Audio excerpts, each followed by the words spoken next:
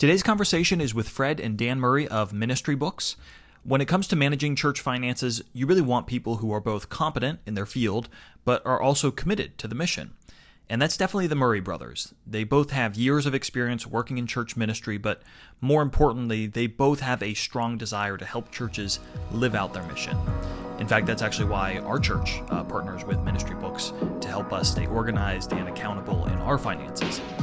We talked about a variety of issues, including church building projects, outsourcing help as your ministry grows, and which metrics are the best measure of your church's health.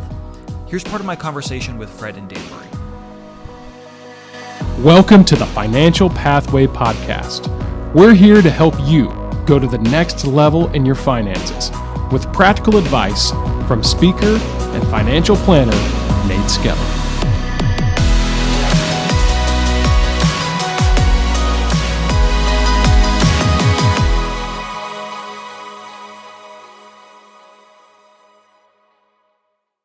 All this experience that you've had as admin pastor, executive pastor, whatever terminology we want to use there, this is a problem a lot of churches are facing that maybe are not at the size of Southern Hills, right? Mm-hmm. Like they don't have the capacity for a large pastoral team. When does it make sense? Like in your experience now working with Ministry Books, and Dan, I'll put this to you first, and then Fred, if you have any additional thoughts, just jump in. But Dan, when it comes to church financial management, why does it make sense for some churches to outsource that to Ministry Books or some other service? A lot of churches have people in-house that take care of it. Maybe somebody is a part-time financial secretary, maybe somebody who volunteers their time that has CPA or bookkeeping experience.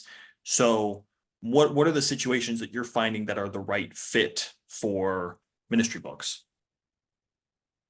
I think in my experience, even the last 12 years of being in local church ministry, and then even going back to my time in college at Pensacola, I remember one a guest speaker came into one of our ministerial seminars, and he said something that was just completely like, my focus at the time was youth ministry. And he basically comes out and says, hey, there's no youth pastors in the Bible, right? And he was just one of those things where obviously he was being literal.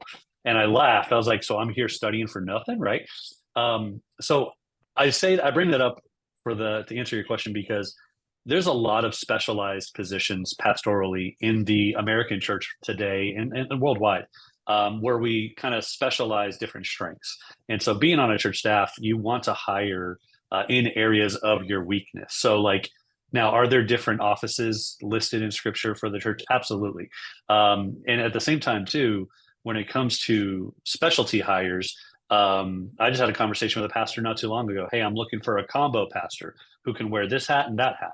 And so that's kind of what we try to do in ministries. We try to hire people that can handle worship and finances, or youth and finances, or whatever it may be. For Ministry Books, we come in with all of our staff included, over 40 years of financial experience on the church end. Now, majority of that's between my brother, Fred, and I. And then we can come in at a fraction of the cost of having somebody in a full-time position. And so instead of hiring a combo pastor who may be really great at finances or really great or not as great in another area, your ROI may not be as visible. And when it comes to churches that have people, whether it's a retired CPA, like I'm a fanboy of that. I applaud that. The fact that people are there to do that, and we are nowhere trying to like replace that. But some of the pros and cons with that are, when it is a volunteer, reports we've seen may not be delivered in a timely manner. Or and then the other side of it too is when you have a third party like a Ministry Books come in, you have the accountability, that outside accountability that oversees things, looks for things out of the ordinary, but also instills a sense of giver confidence when someone visiting a church saying, yeah, if someone on staff says all of our bookkeeping is done outside of the church. We do our best to stay up to date with local and, all the legal requirements when it comes to different states, and on the federal side when it comes to the situations of classifications of ministries and whatnot. And so there's definitely benefits, but I think one of the biggest ones is accountability. You're you're hiring a firm to take over what you would have a staff person do, and you're not paying ministry books, payroll taxes, health insurance, PTO, anything of that nature as well. And so there's definitely pros and cons of it. In terms of the right church, it really depends on the mission of the church. If the pastor wants to reallocate resources to, hey, I want to bring in a staff guy and I want to look at bringing the admin on board with a third party company. Churches hire specialties, graphic design artists. They will outsource that. And so Ministry Books is just another one of those, lack of a better term, parachurch organizations that comes alongside as a vendor to say, hey, let us take that off your plate. Let us prepare those reports. Let us help you with understanding where the finances are going, make recommendations. And then from there, with Fred coming on board, that just opens up the consultation side on the administrative side as well. I will say this in full disclosure: everything I learned in 12 years of admin pastor was because I was able to call my brother 3 or 4 times a week whenever he wasn't in a meeting and ask him those questions. And so that's kind of in a nutshell where I feel like, yeah, exactly.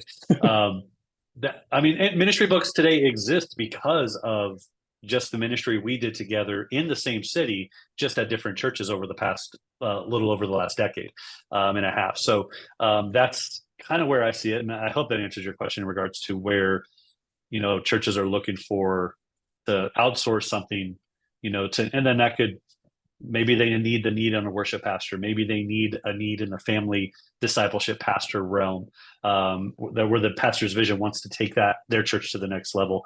That's where we come into play at a fraction of the cost of having somebody there doing it full time.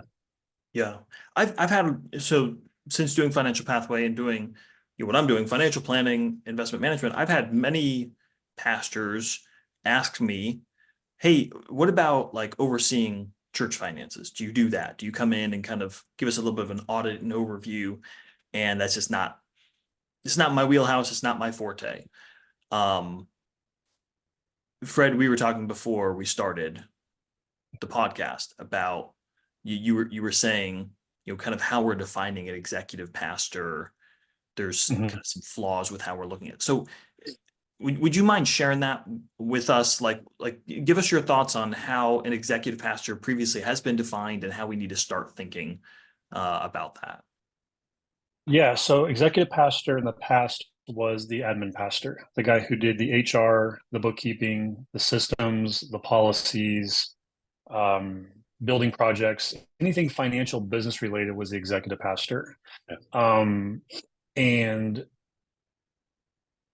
also at the same time, that same individual was asked to be the team leader, the encourager, the galvanizer, the cheerleader. And it's very hard to be an HR guy and a cheerleader at the same time.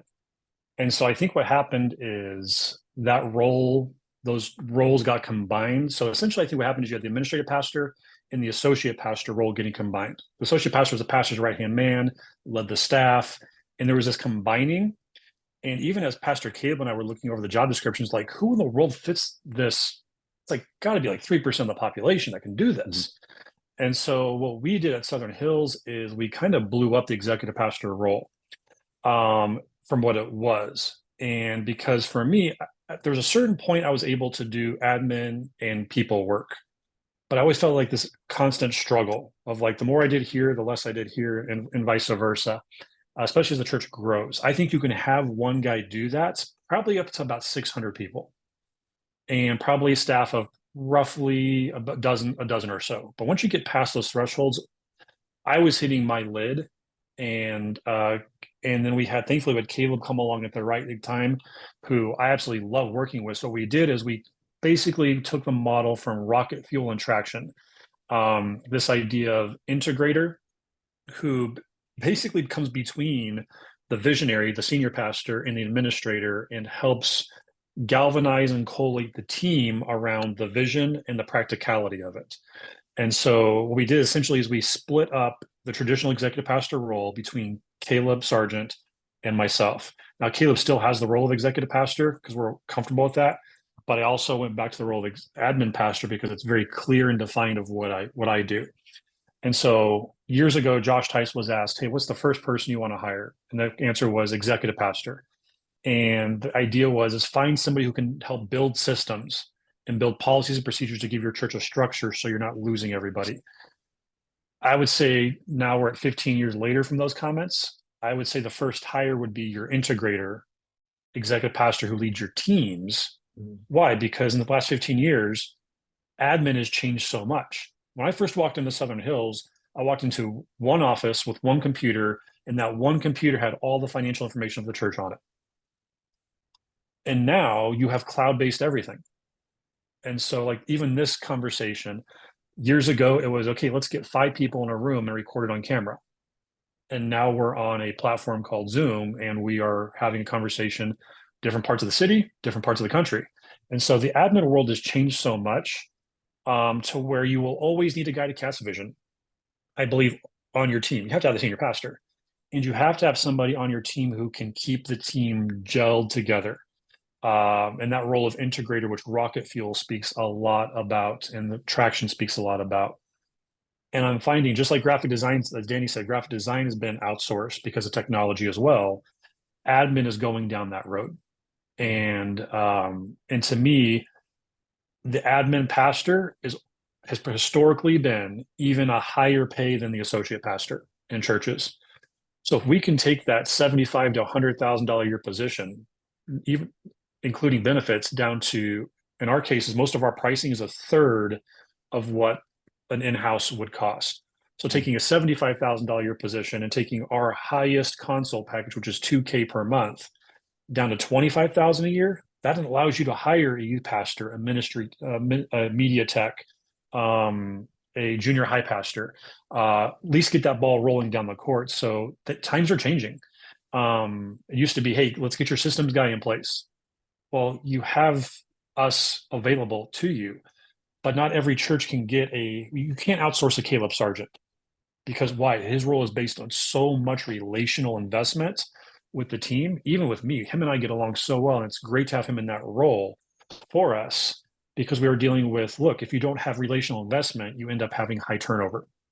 Right. And then you end up start training all over again. And so I would say the executive pastor now needs to be either the title needs to be blown up, or the executive pastor is a title reserved for your chief of staff that leads your staff. And the administrative pastor needs to come back. That's the person who does your business, your HR, your legal, all your building projects.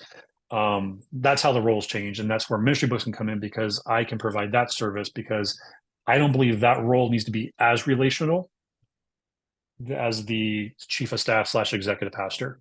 I need to be relational with that guy, where he needs to be relational with everybody. Right. And so just spreads our ministry capacity and margin out, because we're redefining how roles work. Yeah. I appreciate you explaining that and giving that example. And it does make a lot of sense. There's certain aspects of the church that, you're right, can be outsourced and don't necessarily have to be done in-house. And there's some things that are non-negotiable, and that's the relational and mission critical aspects of ministry. Can you take a minute? Dan, I'll turn this over to you, but I'd love to hear both of your thoughts on this. With ministry books, sometimes you may think, okay, so you payroll, bookkeeping, consulting. That sounds like a very commoditized sort of thing. Like, okay, those are things that lots of people provide.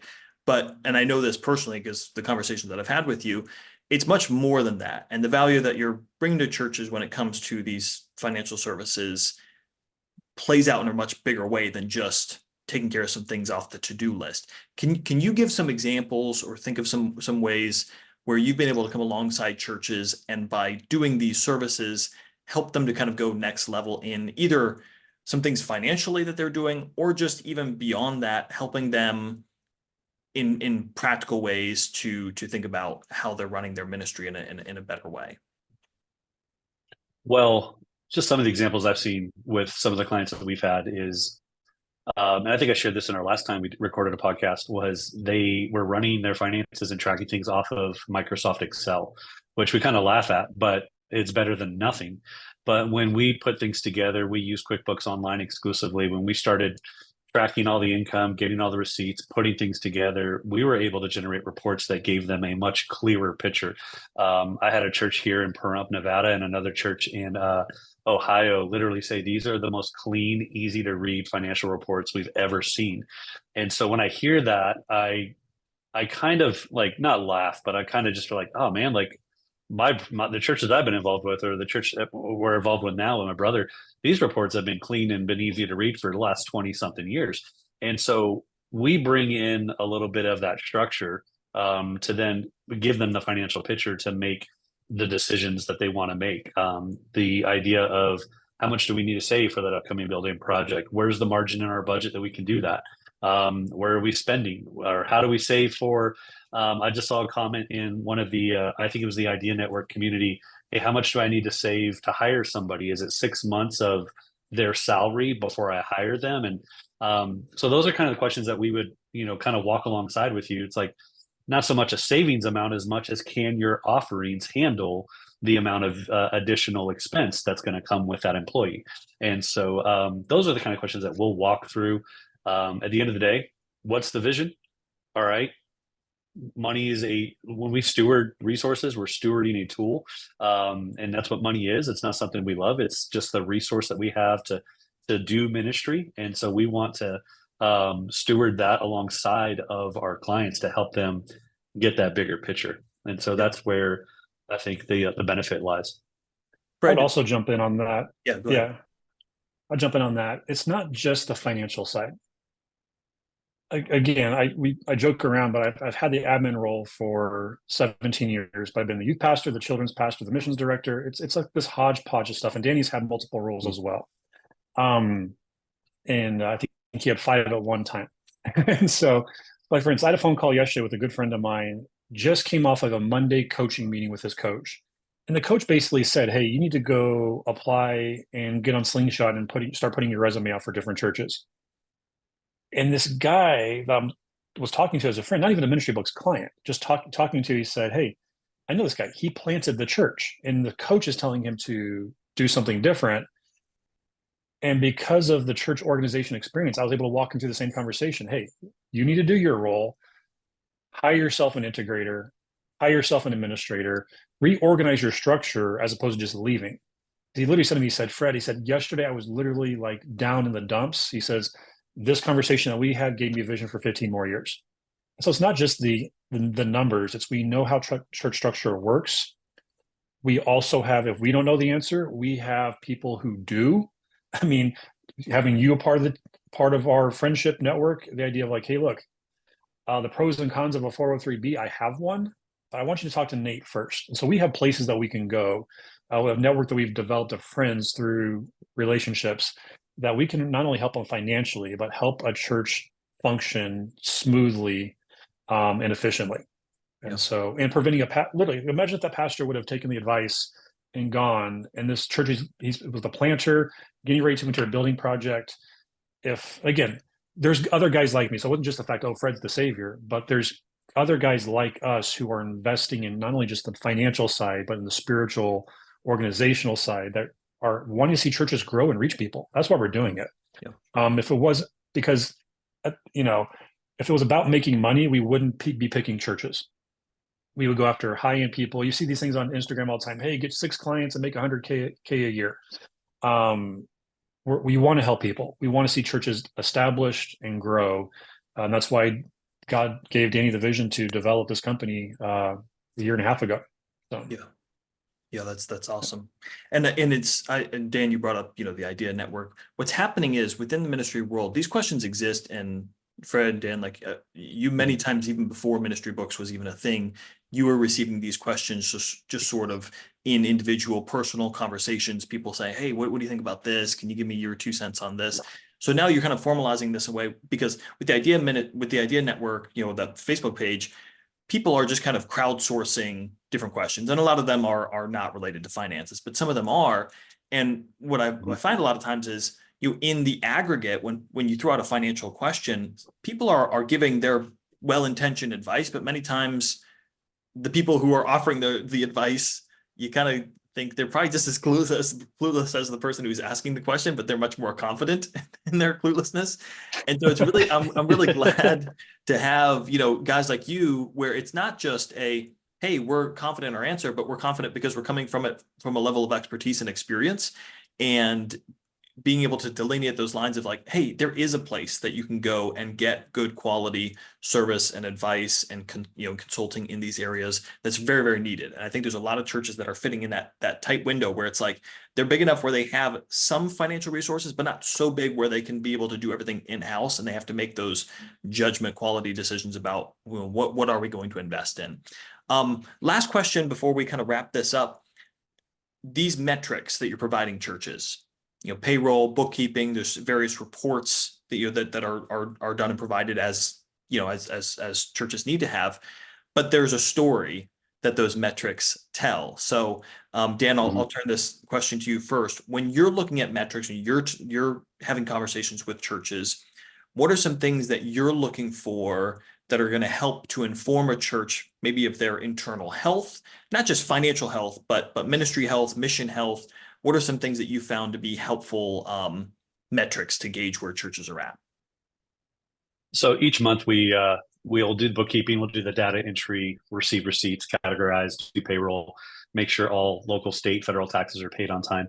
But when it comes to reporting, we'll do a profit and loss sheet. We'll do a balance sheet saying, here's what came in, what went out, here's what you have at the end of the month. My favorite report is the budget versus actuals.